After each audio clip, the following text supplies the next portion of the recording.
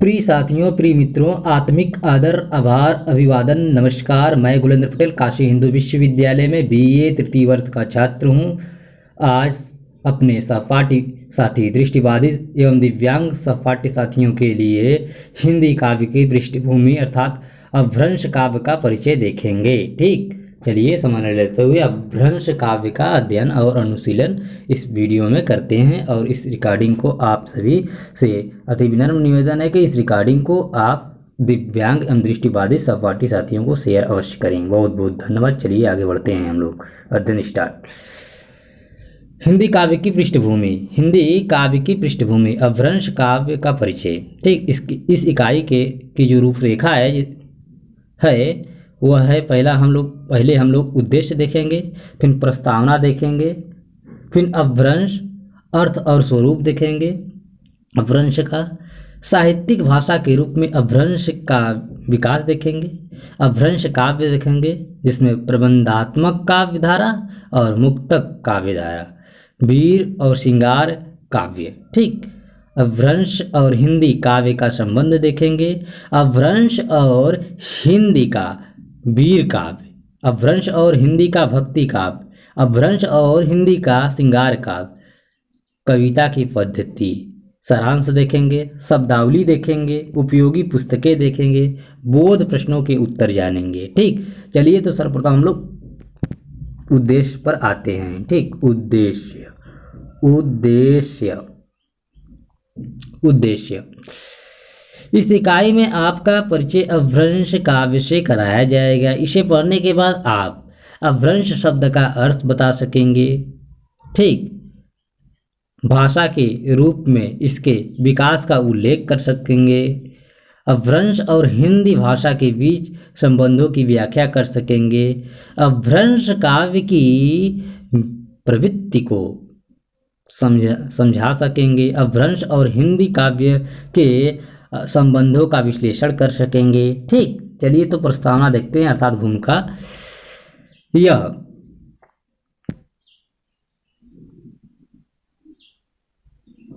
प्रस्तावना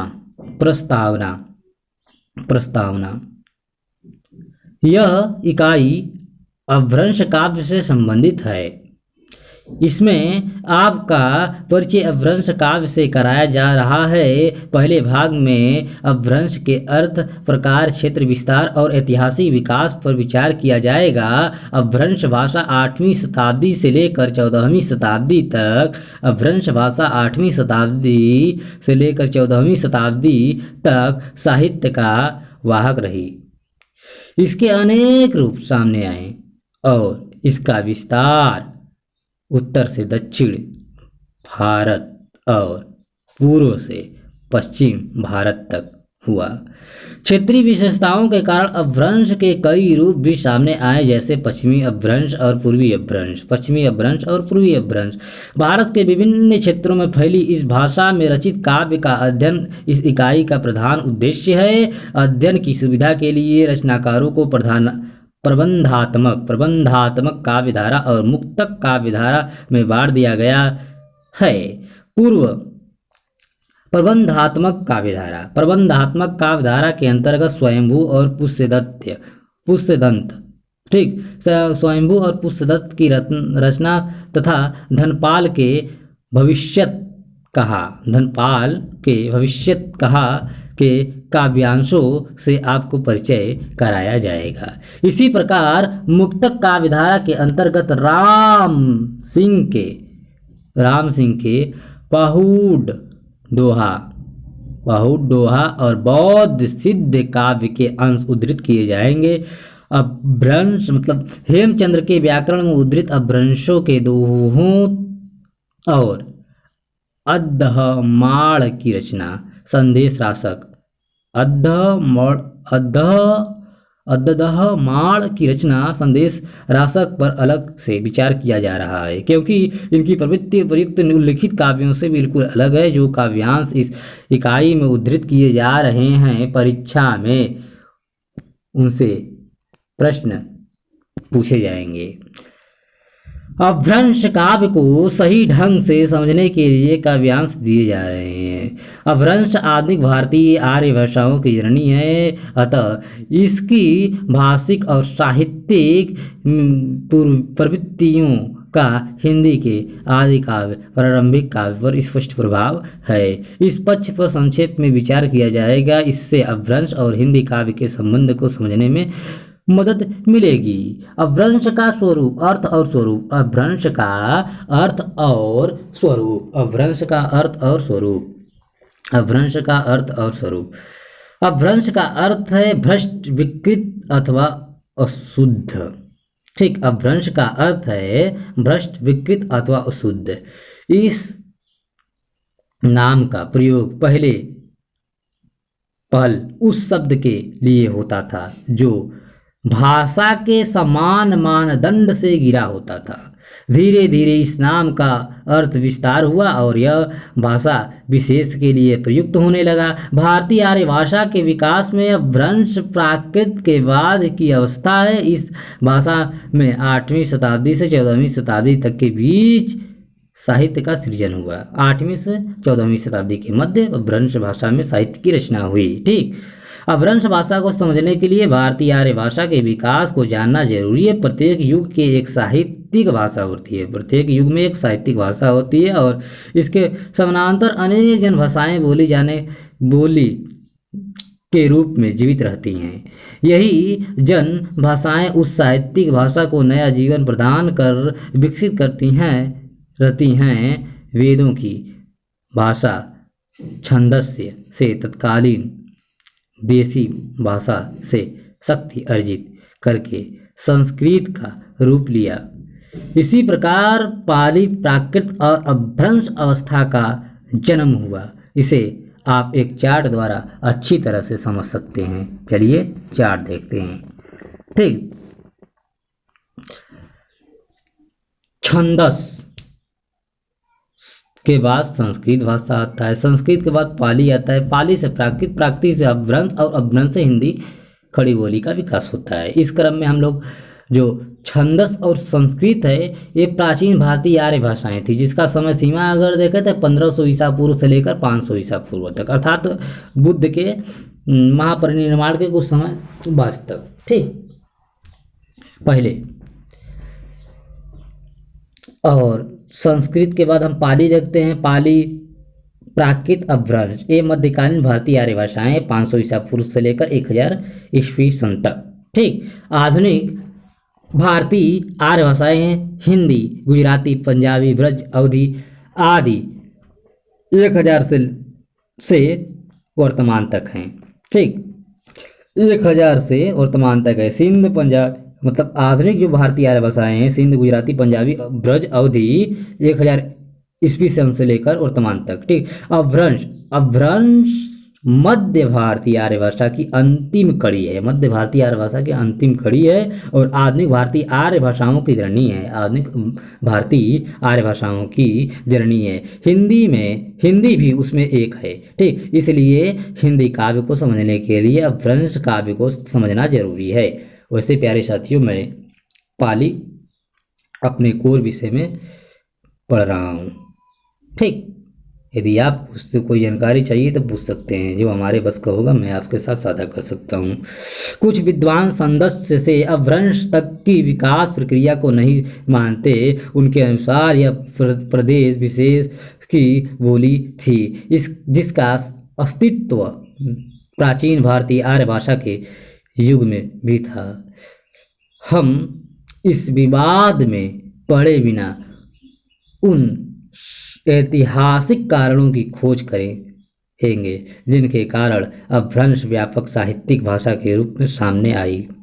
जिस समय 8वीं-9वीं शताब्दी अपभ्रंश साहित्यिक भाषा के रूप में सामने आ रही थी, उस समय बंगाल के पालों और मान्यखेड़ के राष्ट्रकूटों की शक्ति मजबूत थी। पाल और राष्ट्रकूट राजाओं ने अपभ्रंश के कवियों को संरक्षण दिया। सरहप्पा और मतलब सरह कह आदि 84 सिद्ध कवि पालों के शासन में हुए। पुष्यदंत और स्वयंभू जैसे अभ्रंश कवि राष्ट्रकूटों की छत्र छाया में काव्य रचना प्रस्तुत कर रहे थे। 10वीं शताब्दी में राष्ट्रकूटों की शक्ति क्षीण पड़ने लगी। 10वीं शताब्दी में राष्ट्रकूटों की शक्ति क्षीण पड़ने लगी और गुजरात में सोलांकी चालुक्यों का प्रभाव बढ़ने लगा। सोलांकी चालुक्यों ने भी अपभ्रंश काव्य को प्रोत्साहित किया। इन कारणों से अपभ्रंश साहित्य का निर्माण विस्तृत भूभाग में शुरू हुआ। एक ओर बंगाल में सरह और कड़ह मतलब सरह और कह मतलब इसी भाषा में दोहों का निर्माण कर रहे थे और मिथिला में ज्योतिश्वर और विद्यापति अपनी रचना प्रस्तुत कर रहे थे। दूसरी ओर मुल्तान में अद्दहड़ माड़ ने इसी भाषा को अपने काव्य का माध्यम बनाया था। पुष्यदंत और स्वयंभू ने इसी भाषा को काव्य के लिए चुना, पर इन सभी कवियों की भाषा में भेद था। इसका कारण था स्थानीय बोली का प्रभाव। कवि जिस प्रदेश में रचना कर्म कर रहा था वही की स्थानीय बोली का प्रभाव उसकी रचना पर था। इस प्रकार अपभ्रंश के कई रूप स्थान भेद के कारण सामने आते हैं। स्थान भेद के आधार पर अपभ्रंश को पश्चिमी और पूर्वी दो भागों में बांटा जा सकता है। पश्चिमी अपभ्रंश के अंतर्गत जैन कवियों की रचनाएं और पूर्वी अपभ्रंश के अंतर्गत नाथ सिद्धों की रचनाओं को रखा जा सकता है। काल भेद के आधार पर भी अपभ्रंश के दो भेद किए जा सकते हैं, पूर्वी अपभ्रंश और परवर्ती अपभ्रंश। परवर्ती अपभ्रंश का काल 10वीं शताब्दी के बाद माना जाता है। परवर्ती अपभ्रंश को अवहट्य या देशज भाषा मिश्रित अपभ्रंश कहते हैं। देशज भाषा मिश्रित अपभ्रंश कहते हैं। इसी परवर्ती अपभ्रंश से आधुनिक बोलियों का स्वतंत्र रूप प्रकट हुआ। परवर्तित अपभ्रंश की रचनाओं में संदेश रासक, दामोदर पंडित का उक्ति व्यक्ति प्रकरण, ज्योतिश्वर ठाकुर का वर्ण रत्नाकर, विद्यापति कीर्तिलता की कीर्ति पताका प्रमुख है। ठीक,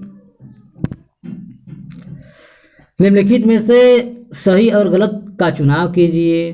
ठीक, अपभ्रंश संस्कृत भाषा की बोली है। अपभ्रंश का तात्पर्य भाषा के समान मानदंड से विकृत रूप से है। अपभ्रंश हिंदी और प्राकृत के बीच की कड़ी है।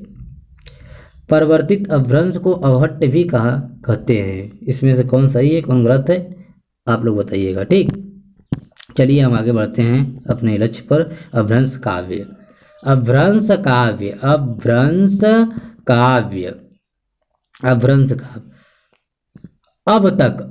तक समझे गए होंगे, अब तक आप समझ गए होंगे कि 8वीं शताब्दी से लेकर 14वीं शताब्दी तक जो भाषा साहित्य जगत पर छाई रही उसे हम अपभ्रंश के रूप में जानते हैं। आपको यह जानकर आश्चर्य होगा कि सुदूर दक्षिण को छोड़कर समस्त भारत में इस काल में अपभ्रंश काव्य की रचना हुई। जिन प्रमुख कवियों ने इस भाषा को साहित्यिक गरिमा प्रदान की उसमें स्वयंभू, पुष्यदंत प्रमुख हैं। स्वयंभू को अपभ्रंश का पहला कवि माना जाता है। स्वयंभू की रामायण और पुष्यदंत का महापुराण भारतीय साहित्य के अनुपम ग्रंथ है। अन्य कवियों में जो इंदु, राम सिंह, हेमचंद्र, सोमप्रभ, जीनदत्त, राजशेखर, शालीभद्र, अब्दुल रहमान मतलब वही अद्दहड़माड़, ठीक, सरह, कड़ह आदि उल्लेखनीय हैं। ठीक, इन कवियों ने रचरित काव्य, गीत काव्य, विरह काव्य, रहस्य प्रधान कविता तथा कथा काव्य लिखे हैं। ठीक, हम इस युग में अपभ्रंश का सामान्य परिचय देने जा रहे हैं। ठीक। हम इस भाग में इस वीडियो में अपभ्रंश काव्य का सामान्य परिचय देने जा रहे हैं। हमारा उद्देश्य आपको यह बताना भर है कि हिंदी के साहित्यिक भाषा के रूप में अब सामने आने के ठीक पहले किस प्रकार का काव्य किस प्रकार की भाषा में लिखा जा रहा था। आज उपलब्ध अपभ्रंश साहित्य का बहुत बड़ा भाग जैन कवियों द्वारा रचित धार्मिक साहित्य के रूप में मिलता है। जैन कवियों ने पौराणिक कथा, प्रबंध, रहस्य, नीतियों पर रचनाएं की हैं। जैन अपभ्रंश साहित्य के भांति ही बौद्धों की अपभ्रंश रचना भी धार्मिक दृष्टिकोण से लिखी गई हैं।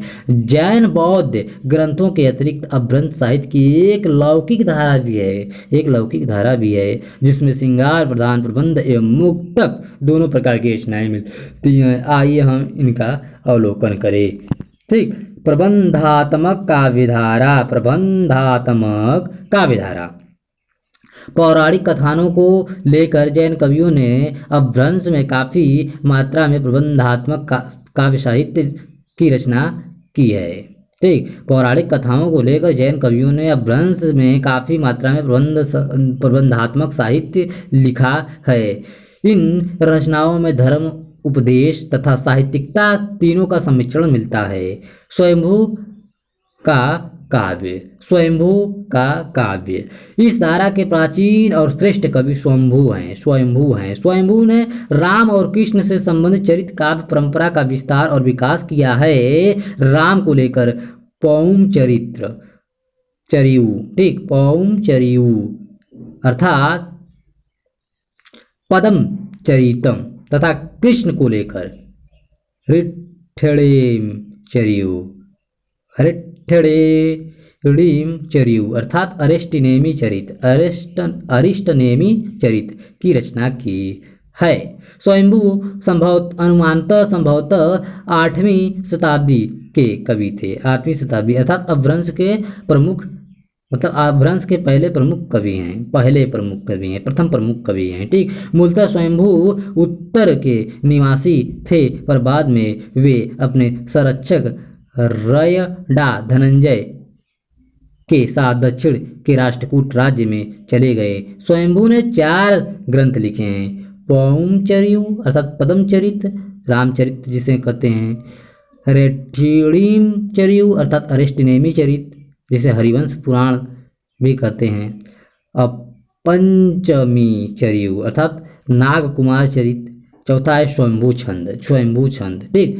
पर स्वयंभू की प्रसिद्धि का आधार उसका राम काव्य है अर्थात पौमचरियु है। ठीक।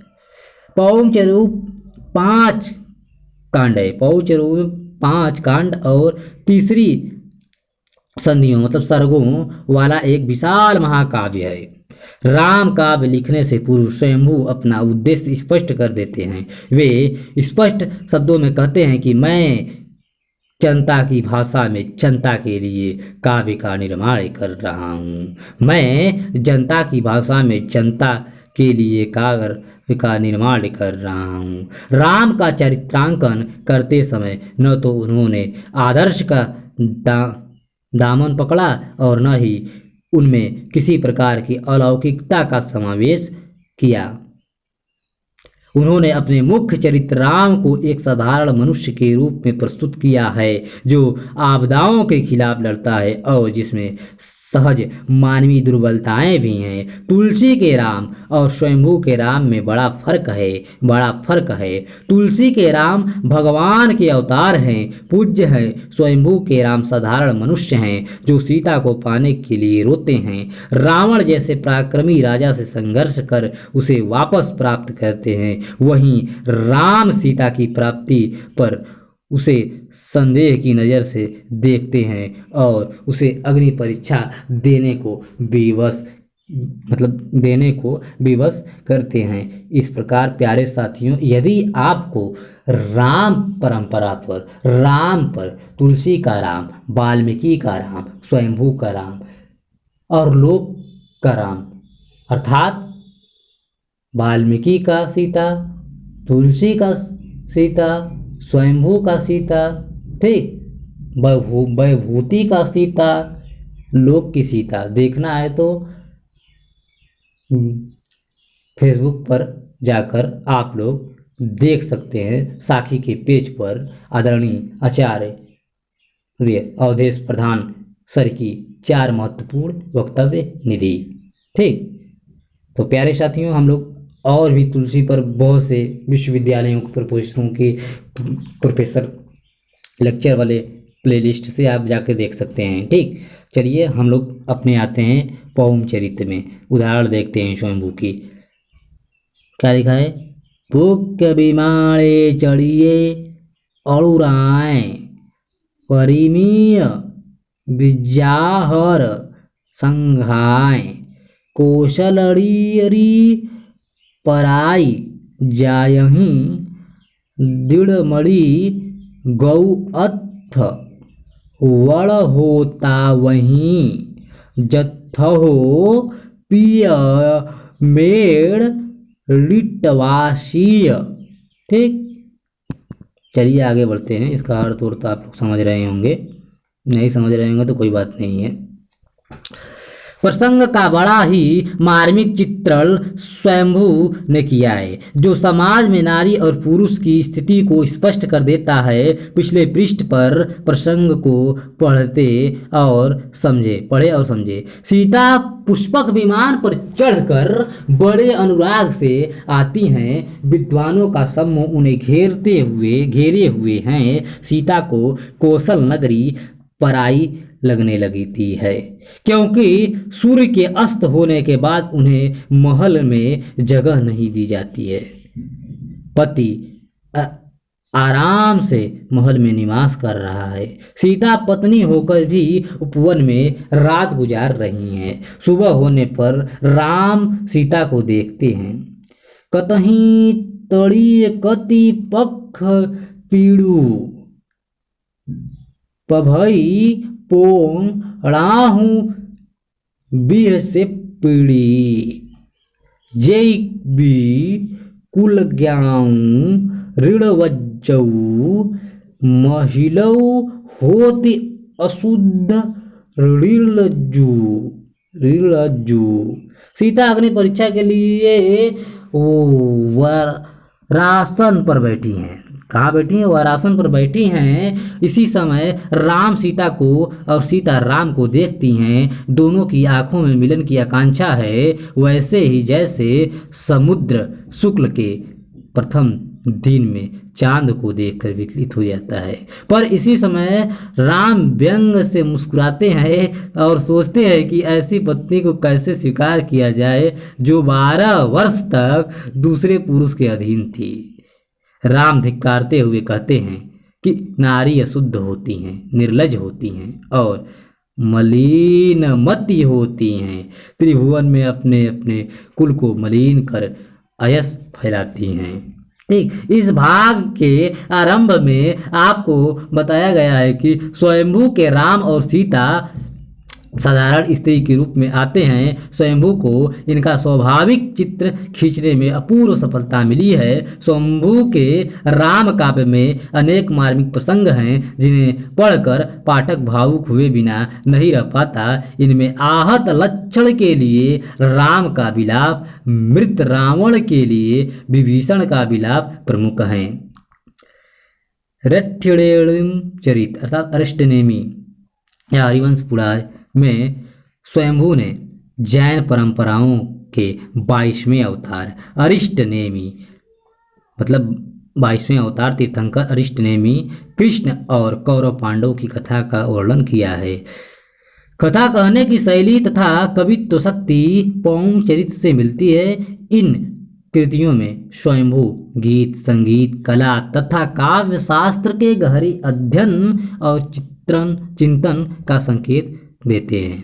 ठीक, पुष्यदंत का काव्य, पुष्यदंत का काव्य देखिए भाई, पुष्यदंत अपभ्रंश के दूसरे बड़े कवि हैं। वे ब्राह्मण थे और उनका जन्म बरार में हुआ था। उनका काल 10वीं शताब्दी है ईस्वी है। उनका अधिकांश समय राष्ट्रकूट के राजधानी मान्यखेत में बीता। पुष्यदंत शुरू में शैव थे, बाद में जैन हो गए। वे स्वभाव से झक्कड़ और स्वाभिमानी थे। पुष्यदंत की प्रसिद्धि का आधार उनकी प्रमुख रचना महापुराण है। इसमें उन्होंने राम कथा, कृष्ण कथा और जैन तीर्थंकरों की जीवन गाथाओं को शामिल किया है। कट्टर जैन धर्मावलंबी होने के कारण उन्होंने स्वभावतः राम और कृष्ण कथा की अपेक्षा ऋषभदेव को अधिक स्थान और महत्व दिया है। पुष्यदंत का काव्य कौशल राम काव्य में प्रकट नहीं हो सका है, पर कृष्ण की बाल लीला का वर्णन उन्होंने बड़ी कुशलता से किया है। पुष्यदंत के कृष्ण काफ़ी नटखट हैं। एक झांकी देखिए यहाँ से पुष्यदंत की, जो बाल लीला का वर्णन है, वात्सल्य। ठीक। धूली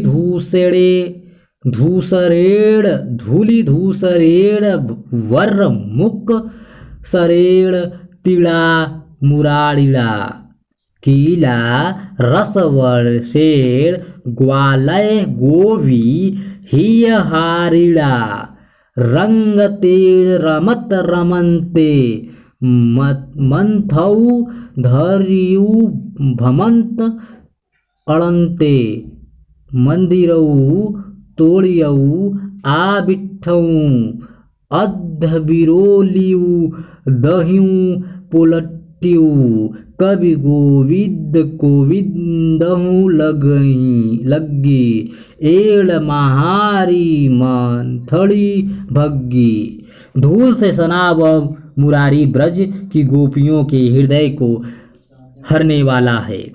वह क्रीड़ा करता है और गोपियां उनकी क्रीड़ाओं को देख देख कर मुग्ध होती हैं। आंगन में बाल कृष्ण दौड़ा फिर रहा है, कभी मथनी को लेकर दौड़ता है तो कभी दही की हांडी तोड़ देता है, कभी आधा बिलोया हुआ दही पलट देता है। गोपियां कृष्ण की इस क्रीड़ा से नाराज होती हैं, बल्कि उन्हें सुख मिलता है। इस भाग के आरंभ में आपने पढ़ा कि पुष्यदंत ने राव्य काव्य और कृष्ण काव्य की अपेक्षा जैन तीर्थंकर ऋषभदेव की कथा को अधिक महत्व दिया है। राम काव्य और कृष्ण काव्य का वर्णन जहां उन्होंने क्रमशः 11 और 12 संधियों में मतलब सर्गों में किया है, वहीं ऋषभदेव की कथा का वर्णन उन्होंने 37 संधियों अर्थात सर्गों में किया है। आदि पुराण में ऋषभदेव के जन्म को लेकर महानिर्वाण तक की कथा वर्णित है। इसके अतिरिक्त ऋषभदेव के 2 पुत्रों भरत और बाहुबली की कथा भी समावेश किया गया है। भरत और बाहुबली, ठीक। स्वयंभू और पुष्यदंत अपभ्रंश के प्रमुख कवि हैं। इन्होंने अपभ्रंश की भाषा को साहित्यिक गरिमा प्रदान की। डॉक्टर नामवर सिंह के शब्दों में कहें तो डॉक्टर नामवर सिंह कहते हैं, इस तरह स्वयंभू और पुष्यदंत दोनों ही कवि अपभ्रंश साहित्य के सिरमौर हैं। यदि स्वयंभू में भाव का सहज सौंदर्य है तो पुष्यदंत में बंकिम भंगिमा। स्वयंभू की भाषा में प्रच्छन्न प्रवाह है तो पुष्यदंत की भाषा में अर्थ गौरव की अलंकारिक झांकी। एक सादगी का अवतार है तो दूसरा अलंकरण का उदाहरण। एक सादगी का उदाहरण तो दूसरा अलंकरण का उदाहरण। ठीक। चरित काव्य जैन कवियों ने पौराणिक पात्रों और लोकप्रिय व्यक्तियों को केंद्र में रखकर अनेक काव्य लिखे हैं। इनमें हरिभद्र सूरी अर्थात 1159 ईस्वी का नेमिनाथ चरिऊ, विनय चंद्र सूरी 1200 ईस्वी का नेमिनाथ चौपई, पुष्यदंत का नाग कुमार चरिऊ। विनय चंद्र सूरी का देख लिए हम लोग। नाग कुमार चरिऊ पुष्यदंत का है और जिसे राग कुमार चरिऊ, ठीक। जसर चरिऊ प्रमुख है। इसके अतिरिक्त अपभ्रंश में ऐसे चरित्र काव्य भी लिखे गए हैं जिसका मुख्य पात्र या तो कवि की कल्पना की उपज होता था या फिर चरित्र के लोक कथाओं से लिया गया होता था। इस प्रकार के काव्य को कथा काव्य कहने का ही प्रचलन था। इस दृष्टि से धनपाल 10वीं शताब्दी ईस्वी के हैं रचित भविष्यत कहा अर्थात भविष्यदत्त कथा उल्लेखनीय है। भविष्यत कहा लोक प्रचलित प्रेम कथा पर आधारित है जिसमें वत्सलिक पुत्र भविष्यत की करुण गाथा है।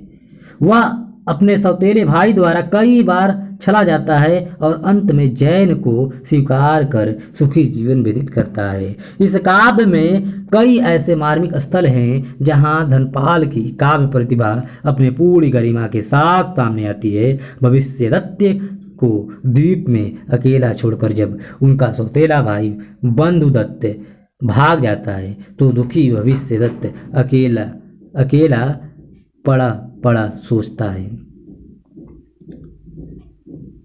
गयंग फलंग ता सब्बम वज्जीबम हुम्बम अम्मगो मिंग लज्जा वड़िचंग जत्थाड़ंग वित्त मित्र गयहंग धम्मंग कम्मंग जियंग देहंग पुत्तंग कलत्तंग इट्ठंग दिट्ठंग गंग गौरे दूर देशे पैठंग। ठीक, व्यापार के उद्देश्य से घर से निकला था, सब निष्फल रहा। मैं व्यापार में तो असफल रहा ही, न यश मिला न धन की प्राप्ति हुई, न मित्र बना न ही कोई घर बनाया, न धर्म की प्राप्ति न कोई कर्म किया। शरीर और प्राण की भी आहत हो चुके हैं, न पुत्र की प्राप्ति हुई, मैं न यहाँ रह गया न वहाँ रह गया, और अपने घर से इतनी दूर आ गया हूँ जहाँ कोई रहता भी नहीं है इस निर्जन में। कहना न होगा कि अपभ्रंश चरित्र काव्यधारा लंबे समय तक गतिशील रही। अपभ्रंश चरित्र काव्य की परंपरा को आधुनिक बोलियों के साहित्य ने पीछे ढकेल कर ठप्प कर दिया, लेकिन इस परंपरा के काव्य कथानक रूढ़ियाँ छंद शैली आदि हिंदी साहित्य के गहरे प्रभाव के साथ प्रकट होते रहे हैं। ठीक, मुक्त काव्यधारा में दो तरह की भाव धाराएं देखने को मिलती है। एक प्रकार की रचनाएं देह में बसने वाले देय का ध्यान करके लिखी गई है। जैन गृहस्थों मतलब श्रावकों को संबंधित करके लिखी गई हैं और इसमें तीर्थ व्रत उपवास तथा अन्य कर्मों का उपदेश है। प्रायः इन रचनाओं में कवित्व का अभाव है। जैन कवियों का रहस्यवादी काव्य। जैन कवियों ने प्रबंध काव्य तो लिखे ही हैं, साथ ही साथ उन्होंने दोहों के माध्यम से मुक्तक काव्य की रचना भी की है। इस प्रकार के काव्य में रहस्यवादी साधना का स्वर सुनाई पड़ता है, पर इन कवियों का स्वर सांप्रदायिक नहीं है। इन्होंने अपनी कविता के माध्यम से जैन और ब्राह्मण धर्म की रूढ़ियों और बाह्य आडंबरों का विरोध किया है। भाषा भाव और शैली की दृष्टि से ये दोहे निर्गुण काव्य के अंतर्गत आते हैं। अपभ्रंश में निर्गुण काव्य लिखने वाले कवियों में जो इंदु अर्थात 10वीं शताब्दी ईस्वी के परमात्मा प्रकाश और योगसार राम सिंह 1100 ईस्वी के आसपास पहुड़ होहा प्रमुख है। ठीक, पहुड़ दोहा परमात्मा प्रकाश योगसार से श्रेष्ठ रचना है। इसमें लोक जीवन घटनाओं के माध्यम से तत्व ज्ञान की बात आसानी से रख दी गई है। पहुड़ दोहा का शाब्दिक अर्थ है दोहों का उपहार। पहुड़ का अर्थ होता है पाहुर, जो लोक भाषा का शब्द है पाहुर शब्द, जैसे पावा और हुर जाए, जैसे ब्याह शादी के बाद हम लोग देखते हैं कि पाहुर बढ़ता है ना, वही शब्द है। पहुल का संस्कृत रूपांतर प्रभित है, जिसका अर्थ है उपहार। ठीक, पाहुर शब्द से हम लोग इसका अर्थ निकाल रहे हैं। हमारे गांव में तो पाहुर मिलता है, वही पाहुर। ठीक, उपहार। ठीक, पाहुर दोहा में राम सिंह ने पुराणपंथी रूढ़िवादी प्रवृत्ति का विरोध किया है। ठीक, उन्होंने उस पर दर्शन का विरोध किया है जो एक ही ईश्वर के 6 भेद हैं, 6 भेद कर देता है।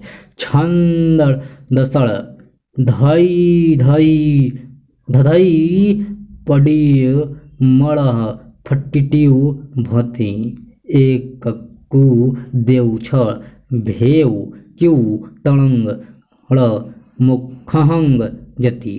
षष्ठ दर्शन के धंधे में पढ़कर मन की भ्रांति नहीं टूटी। एक देव के 6 भेद किए, इसी कारण मोक्ष नहीं मिला। यह शास्त्र विरोध वस्तु पुरोहितों और पंडितों पर सीधा प्रहार करता है। इन्होंने कोरे अक्षर ज्ञान का विरोध किया है। बहुअई पढ़ऊ मूढ़ धर तालु सुकई जेण एकजी अक्षर तंग पढ़ूं शिवपुरी गमई जेड़। मूर्ख, तूने बहुत पढ़ाई कर ली, इसी से तुम्हारा तालु सूखता है। एक ही अक्षर पढ़ो जिससे शिवपुरी पहुंचा जा सकता है। ठीक, तात्पर्य यह है कि ज्ञान शास्त्र से अनुभव ज्ञान बड़ा है। ठीक, और यही एक अक्षर 2.5 आखर का प्रेम हो जाता है कबीर में आकर निर्गुण धारा में। ठीक, राम सिंह अपने पहुड़ दोहा में धार्मिक बाह्य आडंबरों का विरोध करते हुए लिखते हैं कि जो प्राप्त कर सकता है दूसरा पूजा पाठ तीर्थ यात्रा आदि को पकड़ना तो उसी प्रकार है जैसे जड़ को छोड़कर डाल को पकड़ा जाए। इसी उद्देश्य से यह दोहा राम सिंह ने रचा है। मूल छणी जो डाल चरो कह तह जोया भायसी चिड़ू वड़ू उड़ू हंग जई बड़ बिड़ू जट्टई कपासी। जड़ को छोड़कर जो डाल पर बैठा है उसके लिए योगाभ्यास कहाँ, क्या रुई को आटे बिना कपड़ा बुना जा सकता है। इस दोहे में राम सिंह ने स्पष्ट शब्दों में उन रूढ़ियों और आचरणों पर प्रहार किया है जो वास्तविक ज्ञान तक लोगों को नहीं पहुंचने देते। अनुभव प्राप्त ज्ञान ही वास्तविक ज्ञान है। जीवन से ही मनुष्य असली ज्ञान प्राप्त करता है। यह अनुभव शरीर के माध्यम से ही होता है। इसी कारण जैन मुनियों ने शरीर को मंदिर भी कहा है। इसी शरीर में ही परमात्मा का निवास होता है। बौद्ध सिद्ध काव्य। जैन कवियों के समानांतर पूर्वी देशों में सिद्ध कवि भी साहित्यिक अपभ्रंश में कविता लिख रहे थे। यहाँ ध्यान देने की बात यह है कि मगध में रहने के कारण इनकी भाषा में पूर्वी प्रयोग देखने को मिलता है। इसे आचार्य रामचंद्र शुक्ल देश भाषा मिश्रित अपभ्रंश अर्थात पुरानी हिंदी के काव्य भाषा मानते हैं। ठीक, सिद्धों की संख्या 84 थी, पर इनमें सरहप्पा अथवा सरोहु ब्रज 8वीं शताब्दी ईस्वी और कड़हप्पा या कृष्ण पाद आचार्य 10वीं शताब्दी ईस्वी उल्लेखनीय हैं। ठीक, चलिए आगे देखते हैं। इन कवियों का जीवन के प्रति दृष्टिकोण सकारात्मक था। इन सिद्ध कवियों का जीवन के प्रति दृष्टिकोण सकारात्मक था। जैन कवियों के समान इन सिद्ध कवियों ने बाह्य आडंबरों का विरोध किया। साधना पर बल दिया, अंत साधना पर जोर देते हुए और पंडितों को फटकारते हुए सरहप्पा लिखते हैं। देखिए, पंडई दशयल सत्य बखाणई, देहई बुद्ध बसंत न जाड़ई, अमड़ागण गमड़ तेन बिखंडई डिय तो भी नीलज्ज भड़ई हूँ पंडिडई। पंडित लोग हमेशा सत्य ही बोलते हैं, जबकि उन्हें शरीर और बुद्धि का महत्व नहीं मालूम। वे आवागमन को तो समाप्त नहीं कर सके तो भी ये निर्लज्ज अपने को पंडित कहते हैं। कहने का तात्पर्य यह है कि ब्राह्मण अपने को विद्वान मानते हैं, पर इतना भी नहीं जानते कि अंतः साधना से परम सुख प्राप्त किया जा सकता है। वे जीवन में व्याप्त सुख दुख में ही फंसे हैं और फिर अपने आप को ज्ञानी मानते हैं। सरहप्पा के इस दोहे को देखने पर मालूम होता है कि इनकी वाणी जैन कवियों की वाणी से अधिक कठोर है, लेकिन इनका दृष्टिकोण नकारात्मक न होकर सकारात्मक है। सरहप्पा ने कुछ रहस्यात्मक शब्दों का इस्तेमाल बार बार किया है और पर इनकी भाषा स्पष्ट है। सरहप्पा बड़े साधारण लहजे में कहते हैं। क्या कहते हैं, देखिए एक और उदाहरण।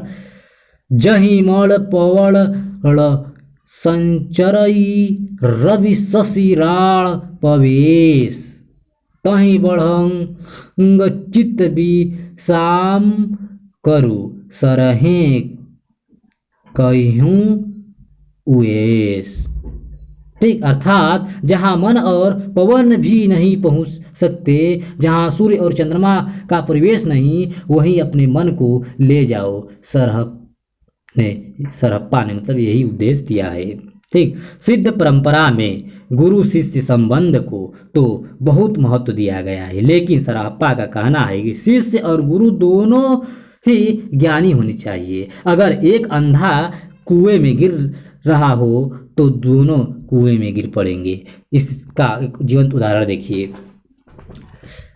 जावण आप जणाय जड़ी जाई, तावड़ तिशिष्य करेई, अंधा अंड कढ़व तिम वेड़ की कुआ पिड़ई। जब तक आप ठीक से जान न लें तब तक किसी को शिष्य न बनाएं। जब तक आप किसी को जान न लें तब तक किसी को शिष्य न बनाएं। अंधा दूसरे कंधे को कुएं से निकालने का प्रयत्न करेगा तो दोनों कुएं में गिर पड़ेंगे। सिद्ध कवियों ने शास्त्र काव्य को उस सीमा तक ही महत्वपूर्ण माना है जिससे शास्त्र का ज्ञान का खंडन किया जा सके। अक्षर बाढ़ा शयल जगु, लही निखर कोई निरक्षर कोई, ताव से अक्षर घोलिया जाव निरक्षर होई। सकल जग अक्षर शास्त्र ज्ञान से बाधित है, निरक्षर कोई नहीं है। इसलिए उतना ही अक्षर घोलो, मतलब उतना ही शास्त्र ज्ञान प्राप्त करो जिससे निक्षरता प्राप्त हो, अर्थात शास्त्र का खंड किया जा सके। सरहप्पा की तरह कहप्पा भी वेद और पुराण के ज्ञान की आलोचना करते हैं। वे कहते हैं कड़प्पा, आगम वेद पुणे ही पंडियमाल वहंती, पक्क श्री फले अलिजिम वाहिरी भमंती। आगम वेद पुराण को ही सब कुछ मानकर विद्वाजन उन्हें ढोते फिरते हैं। उसी प्रकार जिस प्रकार श्रीफल के बाहर ही भौरे घूमते रहते हैं, श्रीफल के बाहर ही मतलब श्रीफल अर्थात शरीफा के पके हुए शरीफा के बाहर ही भौरे घूमते रहते हैं। ठीक, जाति पाति का खंडन, झूठे ज्ञान की निंदा, सदगुरु की महिमा का व्याख्यान इनके काव्य की प्रमुख प्रवृत्ति रही है। नाथ पंथ के जोगियों ने नागर अपभ्रंश या ब्रज ढांचा लिया। इसमें खड़ी बोली और राजस्थानी मिश्रित भाषा की झलक मिलती है। वीर काव्य अर्थात श्रृंगार काव्य, वीर और श्रृंगार काव्य। ठीक, अब तक आपने अपभ्रंश के जिन हिस्से का परिचय प्राप्त किया उनमें काव्यों का केंद्रीय विषय पौराणिक, ऐतिहासिक, चरित्र, घटना और धर्म का आदि का था। अब जिस काव्य का परिचय आप प्राप्त करने जा रहे हैं उनमें वीर रस और श्रृंगार रस की कविताओं का वर्चस्व है। इस सिलसिले में हम दोनों ग्रंथों की रचना करेंगे, हेमचंद्र का प्राकृत व्याकरण और अब्दुल रहमान अर्थात अड्डमाण की संदेश राशक। ठीक, सबसे पहले आइए हेमचंद्र चरित प्राकृत व्याकरण में संकलित दोहों का मूल्यांकन करेंगे। ठीक, हेमचंद्र प्राकृत व्याकरण के दोहे, हेमचंद्र के प्राकृत व्याकरण के दोहे। ठीक, हेमचंद्र ने 10वीं शताब्दी में सिद्ध हेमचंद्र शब्दानुशासन नामक एक व्याकरण ग्रंथ लिखा। ये सोलंकी के शासक, गुजरात के सोलंकी शासक के जयचंद सिंह के दरबार में रहते थे। ठीक, हेमचंद्र। ठीक, ये थे जैन मुनि। ठीक, इसमें इन्होंने संस्कृत, प्राकृत और अपभ्रंश तीनों का समावेश किया, किंतु विशेष बात यह है कि अपभ्रंश का उदाहरण देते हुए इन्होंने पूरा का पूरा दोहा उद्धृत किया। उन्होंने अपभ्रंश को जिन दोहों को उद्धृत किया है उनके रचयिताओं के बारे में ठीक से कुछ मालूम नहीं हो सका है। विद्वानों का अनुमान है कि ये रचनाएं हेमचंद्र के व्याकरण से पहले की है। हेमचंद्र के व्याकरण में जो अपभ्रंश दोहे संकलित हैं उनमें अपभ्रंश और श्रृंगार और वीर काव्य का परिचय मिलता है। ठीक, उनसे या उनमें नायिका कभी यह नहीं चाहती कि उसका पति लड़ाई के मैदान में जान बचाकर भाग आए। नायिका कभी यह नहीं चाहती कि उसका पति लड़ाई के मैदान से जान बचाकर भाग आए और उसे सखियों के सामने लज्जित होना पड़े। वह तो यह चाहती है कि इससे तो अच्छा है कि उनका पति युद्ध में वीर गति को प्राप्त हो, ताकि वह समाज में गर्व से जी सके कि मेरे पति वीर गति को प्राप्त हुए हैं। देखिए एक जीवंत उदाहरण। भला हुआ जो मारिया बहिड़ी महारा कंतु लज्जत तु वयं सिंहू जय भग्गा घरु यंतु। अर्थात भला हुआ जो मेरा पति युद्ध में मारा गया, हे बहिन, यदि वह भागा हुआ घर आता तो मैं अपनी समवयस्क सखियों के सम्मुख लज्जित होती। ठीक, हेमचंद्र के अपभ्रंश के उदाहरण इस प्रकार की लोक भावनाओं से भरे पड़े हैं। नायिका वीरपति की कामना करती है, ऐसे वीरपति की जो मतवाले हाथियों से जूझने में भी न हिचक सके। ठीक, देखिए एक उदाहरण। हेमचंद्र जी लिखते हैं, आयहि जमहि अन्नहि वि गोरीशु दिज्जहि कंतु गए मतंहंग चंत कुसंग जो अभिडई हेसंतु। नायिका पार्वती से प्रार्थना कर रही है कि हे गौरी जगत जननी, इस जन्म में और दूसरे जन्म में भी ऐसा पति दीजिए जो मतवाले निरंकुश हाथियों से हंसता हुआ आ भिड़े। ठीक, जिस समय अपभ्रंश काव्य लिखा जा रहा था उस समय भारतीय रजवाड़े सामंतवाद की विकृतियों से ग्रस्त थे तथा देश बाहरी आक्रमणों को झेल रहा था। स्थिति में इतना गिरावट आ गई थी कि नायिका अपने प्रिय से कहती है कि उस देश में चले जहां तलवार का व्यवसाय मिले। अगर हम यहाँ रहे तो हमारे अंग शिथिल पड़ जाएंगे, हम अस्वस्थ हो जाएंगे। ठीक, अर्थात बीरस यहाँ पे भी आएगा। खड़ग मतलब खंग बिसहूँ जहि लहू पिय तेहि देश ही जाहूँ रण दुख दुभिख खे भगाई बिड़ु जुझे न बलाहूँ। अर्थात हे प्रिय, जहाँ खड़ग का व्यवसाय मिले उसी देश में चलें। रण दुर्भिक्ष में हम भग्न मतलब क्षीण हो गए हैं, बिना युद्ध में के नहीं संभलेंगे, स्वस्थ होंगे। ठीक, नायिका वीरपति की कामना करती है, युद्ध से प्रेम, युद्ध उन्हें प्रेम है, युद्ध से उन्हें प्रेम है, पर प्रिय का वियोग उन्हें भी सताता है और वे प्रिय को आता देखकर खुशी से इतनी मोटी हो जाती हैं कि उनकी चूड़ियाँ टूट जाती है। देखिए, ऐसी ही नायिका का एक चित्र खींचते हैं हेमचंद्र जी। वायसु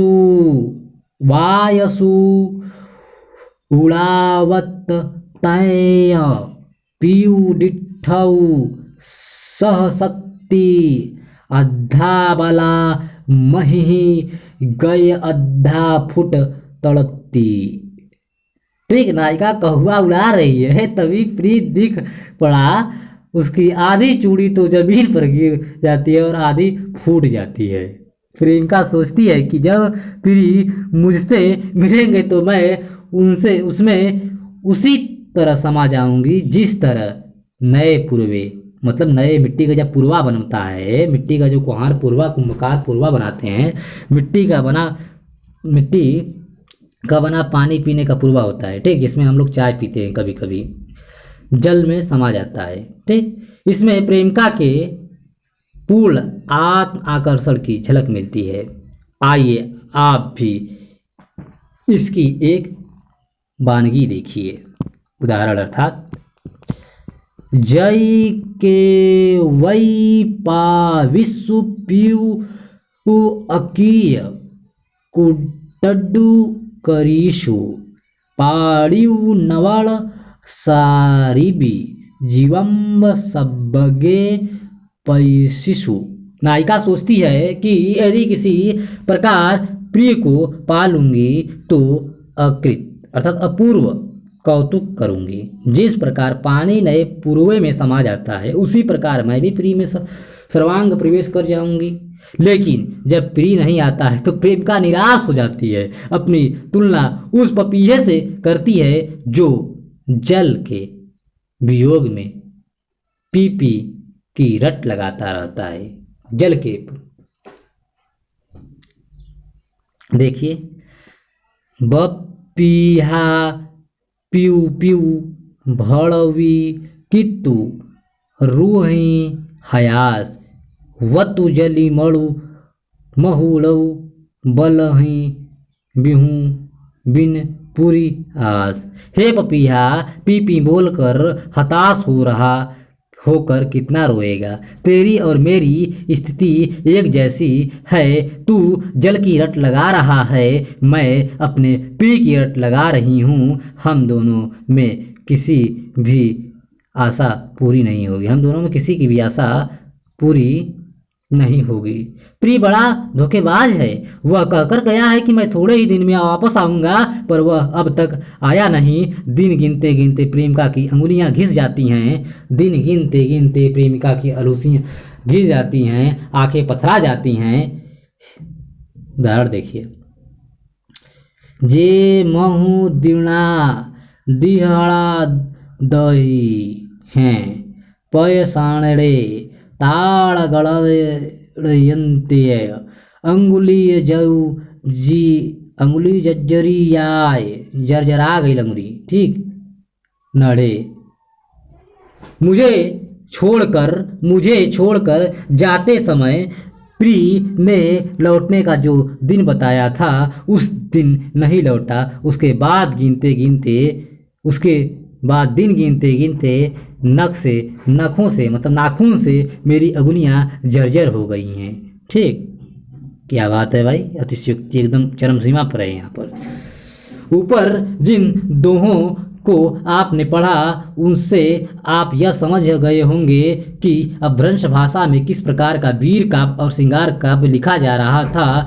इसमें ऐसी नायिकाओं का वर्णन है जो युद्ध में अपने प्रिय के वीर गति प्राप्त करने पर आंसू नहीं बहाती, बल्कि अपना सौभाग्य मानती हैं। उनका मन उस देश में नहीं रमता जहां वातावरण युद्ध विहीन हो। दूसरी तरफ ये प्रेमिकाएं अपने प्रिय के वियोग में दुबली होती हैं। प्रिय के आने पर खुशी से उन्हें होती है, उनमें सर्वांग समा जाने की बात करती है, ठीक होती है, पर प्रिय के न आने पर अपनी तुलना पपीहे से करती हैं जो पीपी की रट लगाता हुआ है, प्यास से लगाता, ठीक, अंततः प्यासा ही रहता है। प्रिय के आने का दिन बीत जाता है, वह नहीं आता। प्रेमिका की अंगुलियां दिन गिनते गिनते जर्जित हो जाती हैं नाखून से। अभी आप हेमचंद्र के प्राकृत व्याकरण में आए दोहों को पढ़ा और उनका अर्थ समझा। आइए अब संदेश राशक को पढ़ें और समझने की कोशिश करें। संदेश राशक,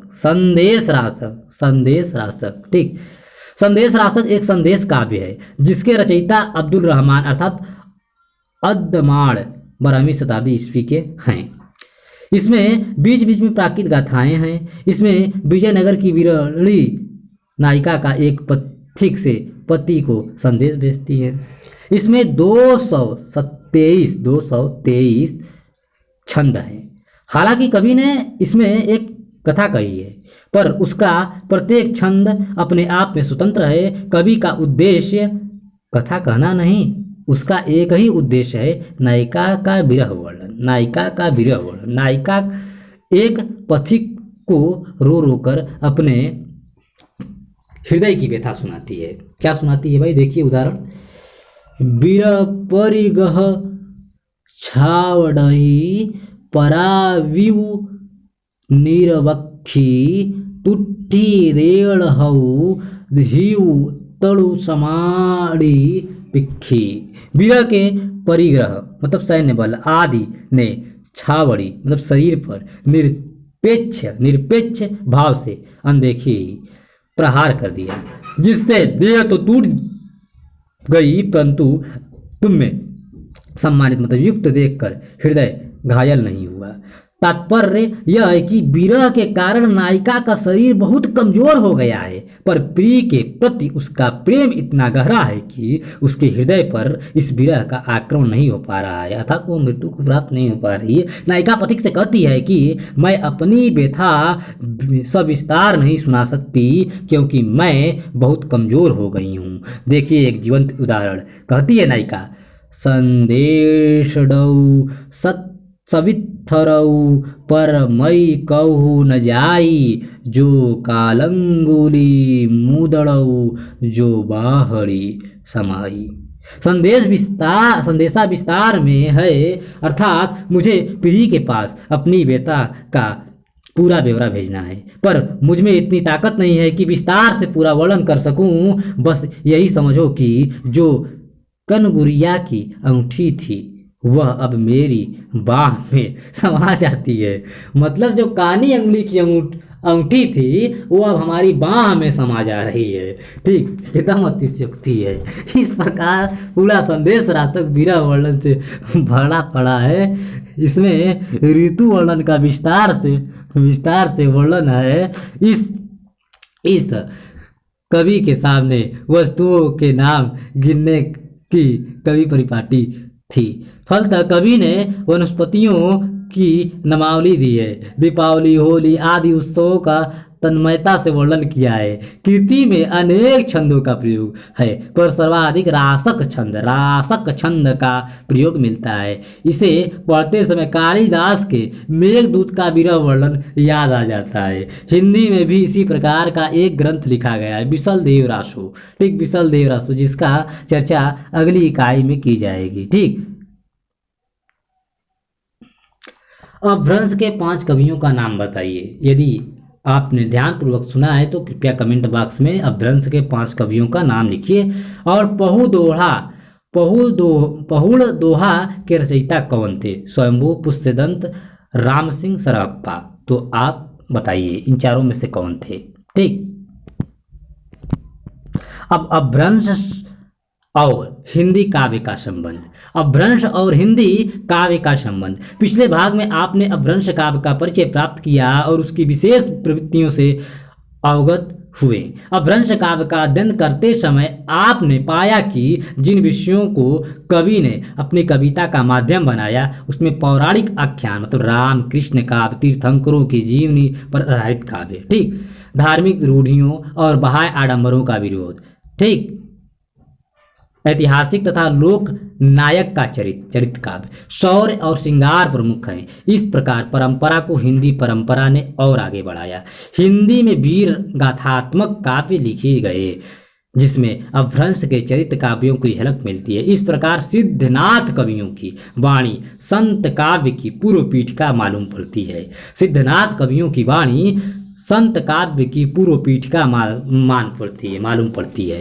हिंदी के काव्य विशल देव रासो और ढोला मारू राहु दुहा संदेश रासक की परंपरा में ही आते हैं। इसके अतिरिक्त रीति काव्य में जिन चमत्कार की प्रवृत्ति की तरफ विद्वानों ने इशारा किया है वह प्रवृत्ति अपभ्रंश के श्रृंगारिक दोहों में मौजूद है। अपभ्रंश और हिंदी का वीर काव्य, देखिए अपभ्रंश और हिंदी का वीर काव्य। अपभ्रंश में चरित्र काव्य की रचना हुई है। इन चरित्र काव्यों में पुष्पदंत का नागकुमार चरित्र और जसहर चरियु प्रमुख है। इसमें प्रमुख पात्रों की वीरता और शौर्य का बढ़ा चढ़ाकर वर्णन किया गया है, लेकिन इन पात्रों में को ऐतिहासिक नहीं मान सकते क्योंकि इतिहास में इनका कहीं भी उल्लेख नहीं है। ये मुख्यतः काल्पनिक पात्र थे या काल्पनिक पात्र हैं। दूसरी तरफ हिंदी में भी चरित्र काव्य लिखे गए हैं जो रासो काव्य के नाम से प्रसिद्ध हैं, जैसे पृथ्वीराज रासो, हमीर रासो, खुमार रासो, परमाल रासो आदि। इसमें राजाओं के धन, वैभव, शौर्य, विवाह आदि का अतिशयोक्तिपूर्ण वर्णन हुआ है। इस पर अपभ्रंश में लिखे चरित्र काव्य और हिंदी में लिखे चरित्र काव्य में एक अंतर यह है कि अपभ्रंश में जहाँ पौराणिक अनैतिहासिक पात्रों की कीर्ति गाथा गाई गई है, ठीक, काल्पनिक पात्रों की कीर्ति गाथा गाई गई है, वहीं हिंदी में ऐतिहासिक पात्रों को केंद्र में रखा गया है। लेकिन यह भी सच है कि हिंदी के कवियों ने ऐतिहासिकता का ध्यान नहीं रखा है और अपनी कल्पना शक्ति का ज़्यादा इस्तेमाल किया है। अपभ्रंश के चरित्र काव्य में भी कवि की कल्पना शक्ति प्रमुख है, ठीक। पृथ्वीराज चौहान पर आधारित केंद्रित एक महत्वपूर्ण रचना है, ठीक, चंद्रबरदाई की। तो अपभ्रंश और हिंदी का भक्ति काव्य। अपभ्रंश और हिंदी का भक्ति काव्य। अपभ्रंश में एक तरफ जैन कवियों ने राम और कृष्ण काव्य लिखे तो दूसरी तरफ और सिद्धनाथ कवियों ने धार्मिक रूढ़ियों और बाह्य आडंबरों का विरोध करते हुए अंतःसाध्य पर जोर दिया।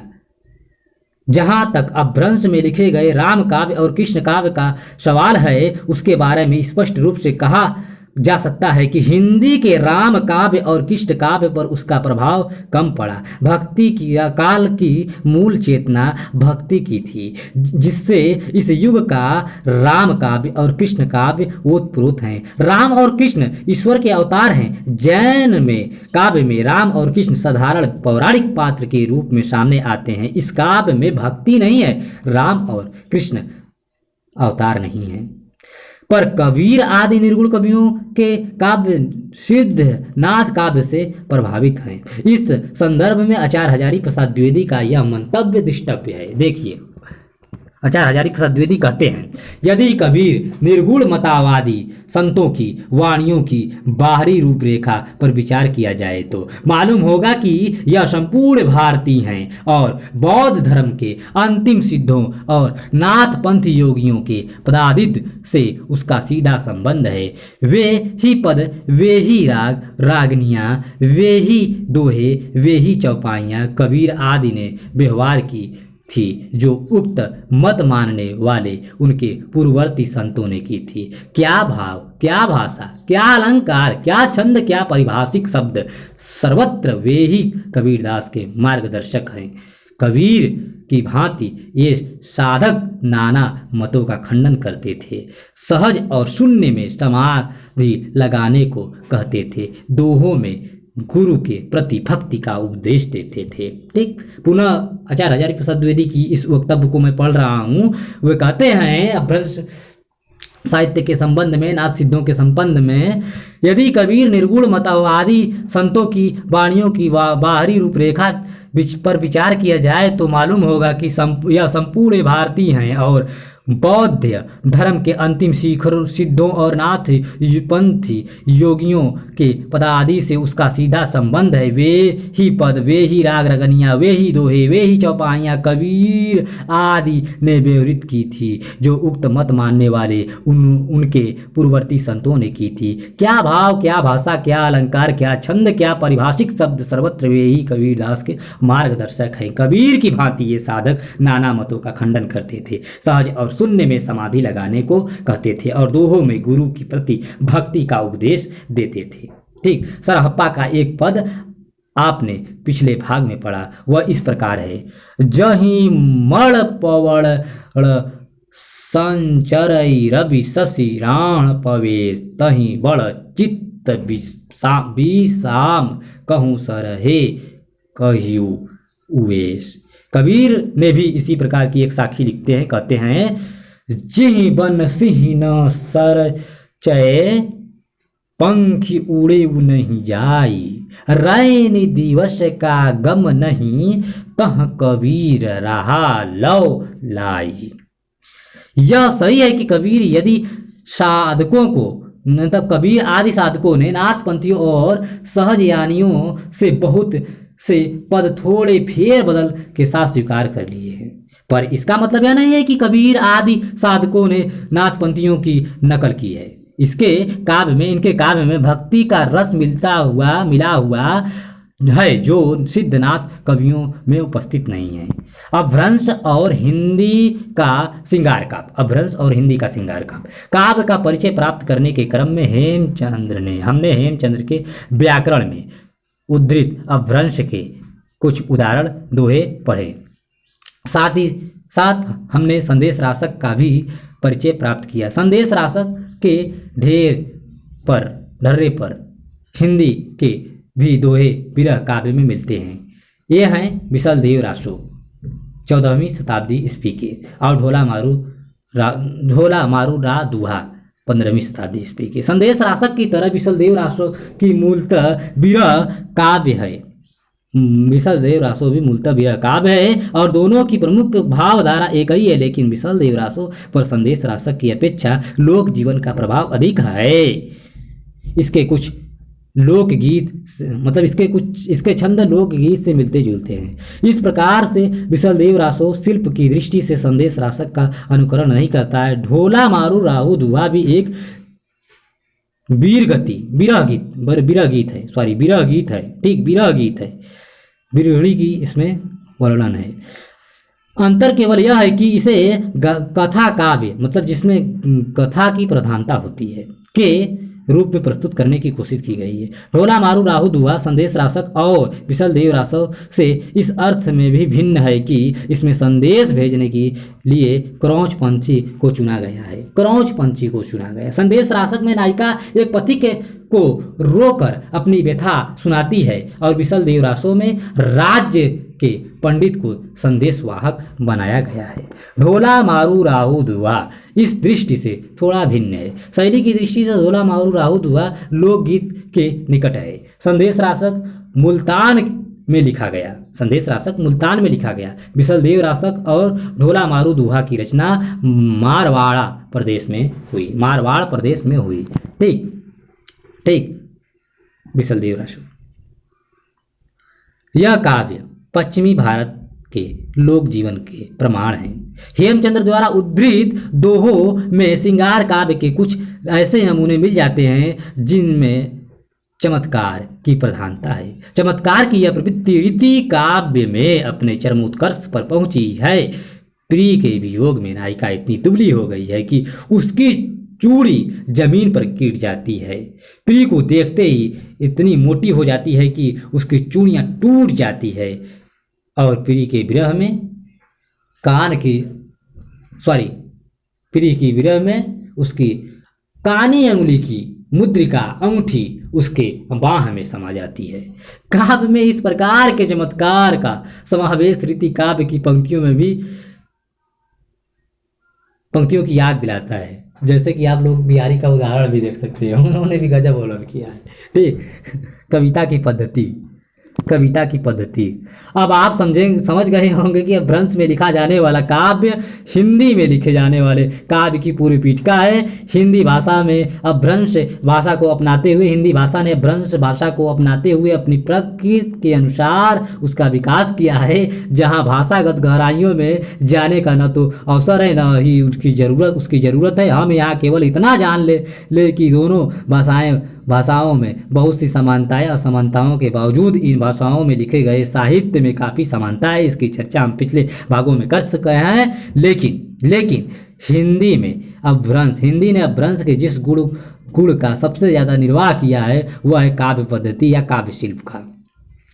काव्य शिल्प कविता रचने की पद्धति को कहते हैं। काव्य शिल्प के अंतर्गत हम उन छंदों और कथानक रूढ़ियों की चर्चा करेंगे जिनका प्रयोग अपभ्रंश के साथ साथ हिंदी में भी हुआ है। सबसे पहले हम छंद को लेते हैं। अपभ्रंश में सबसे ज़्यादा जिस छंद का प्रयोग हुआ है वह है दोहा।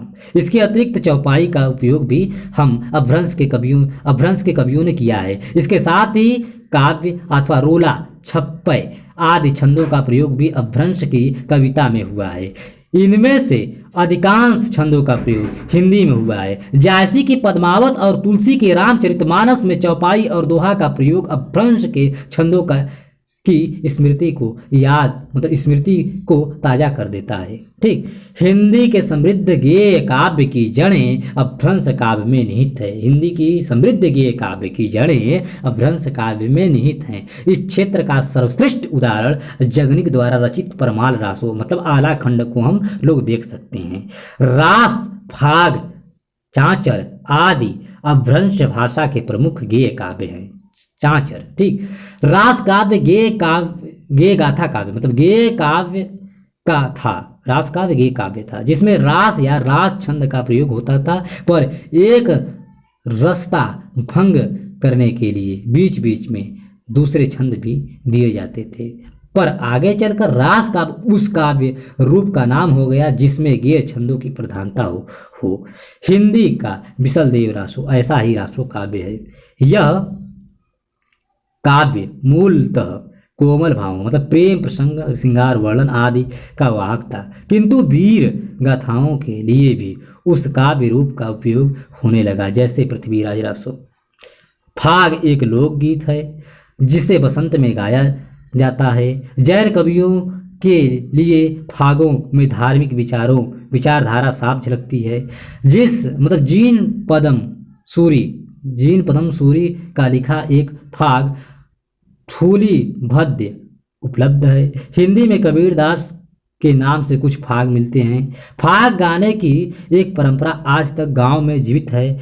होली के अवसर पर गांव के लोग अब भी फाग गाते हैं। फाग मतलब फगुआ, ठीक, फागुन, ठीक। हिंदी में गेय पदों की लंबी परंपरा है। सूरदास का संपूर्ण सूर सागर, तुलसी की गीतावली, विनय पत्रिका गेय पदों में रचित है। संभवतः इस गेय परंपरा पर अपभ्रंश का प्रभाव है। अपभ्रंश में भी गेय पदों में कविता लिखी जाती थी और सिद्धों के चर्याय पद बहुत वस्तुतः गेय पद ही हैं। ठीक, कथानक रूढ़ियाँ।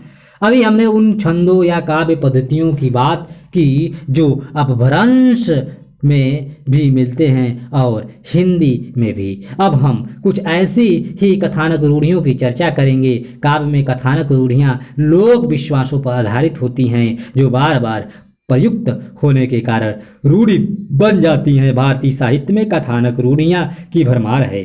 कथानक रूढ़ियों के अंतर्गत काव्य शिल्प और काव्य में प्रयुक्त प्रतीकों की चर्चा की जाती है। मसलन प्रबंध काव्य लिखने का एक अनुशासन बना दिया गया, जैसे आरंभ, मंगलाचरण, आत्मनिवेदन, दुर्जन निंदा, सज्जन प्रशंसा, अपभ्रंश में इस पद्धति पर प्रबंध काव्य लिखने की प्रवृत्ति बढ़ी और हिंदी के महत्वपूर्ण कवि तुलसीदास ने इस नियम का पालन किया। इसी प्रकार मुक्तक काव्य में कवि का नाम रखने की प्रथा थी।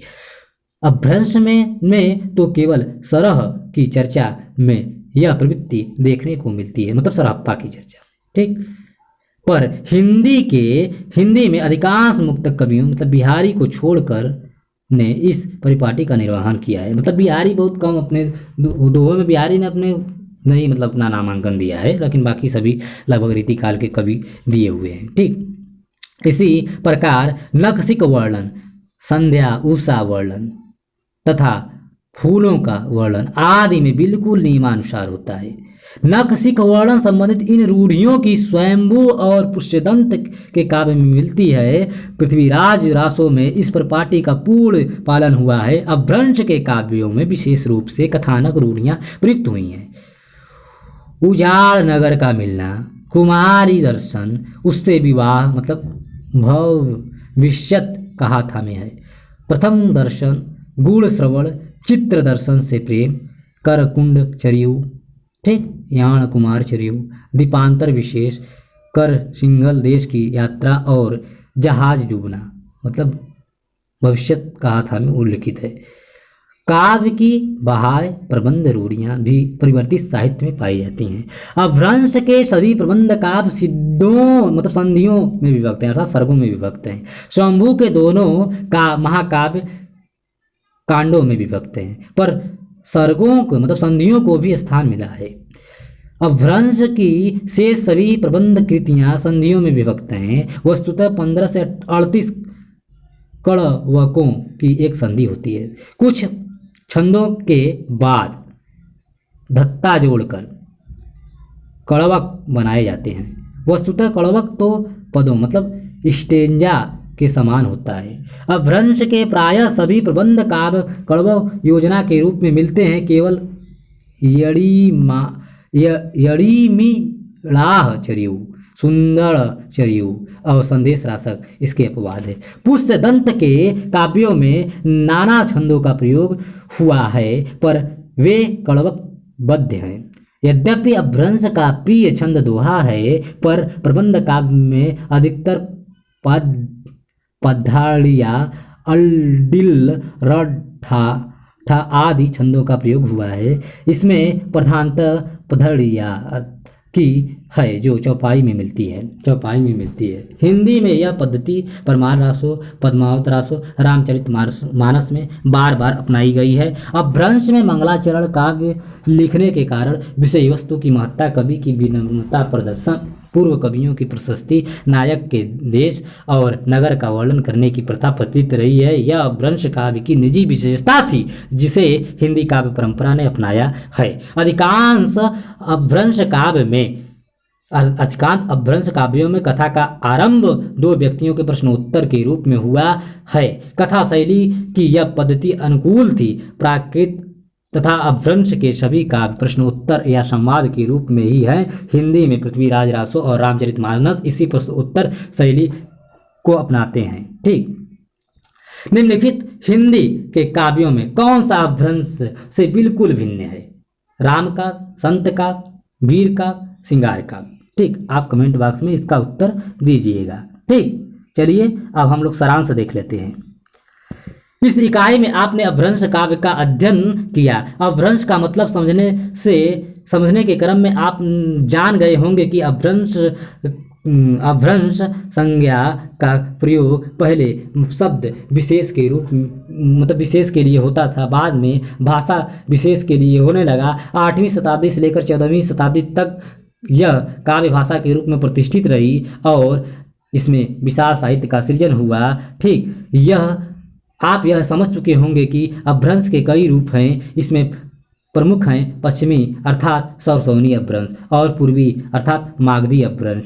अब आप यह बेहिचक कह सकते हैं कि स्वयंभू और पुष्यदंत के काव्य और संदेश रासक आदि पश्चिमी अपभ्रंश और सरहप्पा तथा कड़हप्पा की रचना पूर्वी अपभ्रंश का उदाहरण है, ठीक। सरहप्पा और कड़हप्पा की रचना पूर्वी अपभ्रंश का उदाहरण है। है। इनकी काव्यगत विशेषताओं से भी आप परिचित हो गए होंगे। साथ ही आप अब कह सकते हैं कि अपभ्रंश काव्य और हिंदी काव्य में अटूट रिश्ता है, घनिष्ठ संबंध है, और हिंदी ने अपभ्रंश की जीवन परंपरा को आगे बढ़ाया है। रचना शब्दावली देख लेते हैं हम लोग। आत्म साधना, सिद्धों और नाथों द्वारा अपनाई गई साधना की पद्धति, जिससे हृदय और मन द्वारा ईश्वर की प्राप्ति की बात की जाती है। जिसमें ईश्वर और की मतलब हृदय और मन के द्वारा ईश्वर को प्राप्त करने की बात कही जाती है, की जाती है। ठीक। अर्थ गौरव, अर्थ और की गंभीरता। आगम मतलब वेद। ऋषभदेव अर्थात जैन तीर्थंकरों का प्रथम तीर्थंकर। ठीक। देसी भाषा, लोक भाषा, जनता द्वारा बोली जाने वाली भाषा। परिग्रह मतलब स्वीकार करना। प्रछन्न प्रवाह, छिपा हुआ प्रवाह। पद्धड़िया मतलब एक प्रकार का छंद है। ठीक। वरासन मतलब उत्तम आसन। ठीक। जिसमें बैठी थी नायिका। ठीक। मतलब सीता भी बैठी थी अग्नि परीक्षा देने के लिए पौंग चरित में। ठीक। रेया नदी, पुराण कथाओं से मिलने वाली एक नदी। उपयोगी पुस्तकें आप देख सकते हैं कि इसके विषय में अपभ्रंश के अधिक से अधिक जानकारी लेने के लिए हमें कौन कौन सी पुस्तकें पढ़नी चाहिए। तो गुलेरी चंद्र शर्मा की पुरानी हिंदी नागरिक पचाड़ी सभा से प्रकाशित है, काशी से। द्विवेदी हजारी प्रसाद द्विवेदी की हिंदी साहित्य का आदिकाल, बिहार राष्ट्रभाषा परिषद पटना से। हजारी प्रसाद द्विवेदी की साहित्य की भूमिका, राजकुमार प्रकाशन नई दिल्ली से। डॉक्टर नामवर सिंह की हम देख सकते हैं हिंदी के विकास में अपभ्रंश का योग, हिंदी के विकास में अपभ्रंश का योग, लोक भारती प्रकाशन इलाहाबाद। आचार्य राम शुक्ल का हिंदी साहित्य का इतिहास देख सकते हैं, काशी नगरी पचाड़ी सभा द्वारा वाराणसी से। ठीक। अब हम कुछ महत्वपूर्ण चर्चा जो करने वाले हैं, हिंदी इकाई 2, हिंदी का आदि काव्य, हिंदी का आदि का स्वरूप एवं विकास, हिंदी का आदि का स्वरूप एवं विकास। तो प्यारे साथियों, वीडियो काफ़ी लंबा हो गया है, रिकॉर्डिंग काफ़ी लंबा हो गया है। तो इस हिंदी का आदि काव्य और स्वरूप एवं विकास को हम अगली वीडियो में रिकॉर्डिंग करेंगे। तब तक के आप हमारे साथ जुड़े रहिए। प्यारे साथियों, आप सभी से साहित्यिक सहृदय सविनय निवेदन है कि यह रिकॉर्डिंग मैं अपने दिव्यांग एवं दृष्टिबाधित सहपाठी साथियों के लिए किया हूँ। यदि आपके बीच कोई सहपाठी साथी हो ऐसा, तो कृपया आप उन्हें अवश्य शेयर करें। दिव्यांग एवं दृष्टिबाधित सहपाठी साथियों के लिए बहुत बहुत धन्यवाद, आत्मिक धन्यवाद।